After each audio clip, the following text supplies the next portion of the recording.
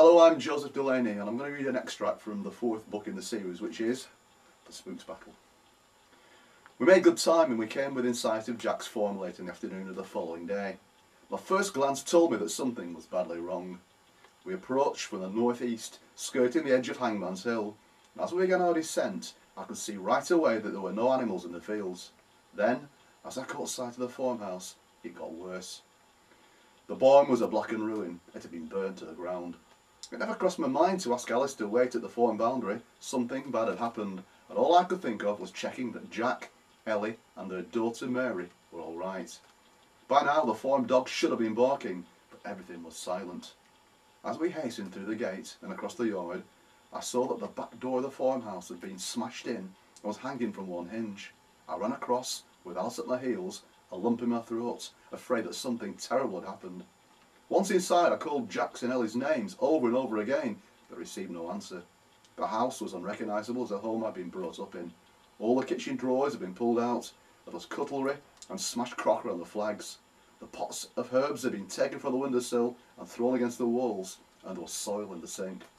The brass candlestick had gone from the table, and in its place were 5 empty bottles of elderberry wine from Man's store in the cellar. But for me, the worst thing of all was Man's rocking chair, which was in big, jagged pieces, as if someone had taken an axe to it. It pained me to see that. It almost felt like they'd hurt Man. Upstairs, the bedroom had been ransacked, clothes scattered across the beds and floors, and every mirror smashed. But the scariest moment of all came when we reached Man's special room. The door was closed, there was blood splattered across the wall next to it, and there were blood stains on the floorboards too. Had Jack and his family been here when this had happened? I became filled with a terrible dread that someone had died here. "Don't think the worst, Tom," Alice said, gripping my arm. "It may not be as bad as it seems." I didn't answer. I just kept staring at the splatters of blood on the walls. "Let's look inside your mum's room," Alice suggested. For a moment I looked at her, horrified. I couldn't believe that she could think about that now. "I think we should look inside," she insisted. Angrily, I tried the door, but it didn't yield. "It's still locked, Alice. I've got the only key, so nobody's been inside." "Trust me, Tom, please." For safety, I kept the keys on a piece of string around my neck. There was a large key for the door, and 3 smaller ones for the 3 largest trunks inside. In a moment, I'd opened the door and stepped inside. Additionally, I had a key made by the spook's brother Andrew, who's a blacksmith. It will open most locks anyway without trouble. I'd been wrong. Somebody had been in the room. It was completely empty. The 3 big trunks and the smaller chests had gone. "How could they get into the room?" I asked, my voice echoing slightly. "I have the only key." Alice shook her head. "Remember the other thing your mum said?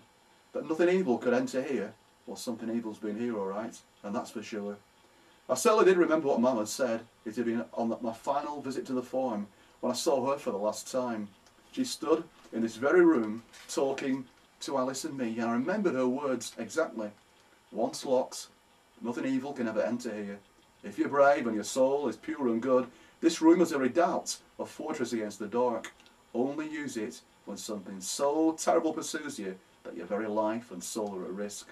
So what had happened? How had someone gone inside and stolen the trunks that Mum had left me? What did they want from them? What use were they to somebody else? After checking the attic, I locked the door to Mum's room again, and we went downstairs and out into the yard. In a daze I walked across to what was left of the barn, just a few charred posts and fragments of wood amongst piles of ashes.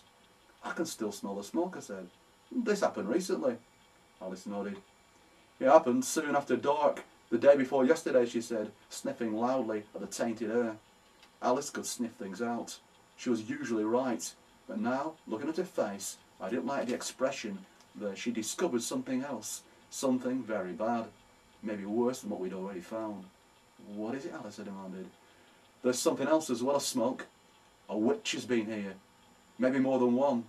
"A witch? Why would a witch come here?" I asked, my head whirling what I'd seen. "For the trunks, what else? There must be something inside them that they wanted badly."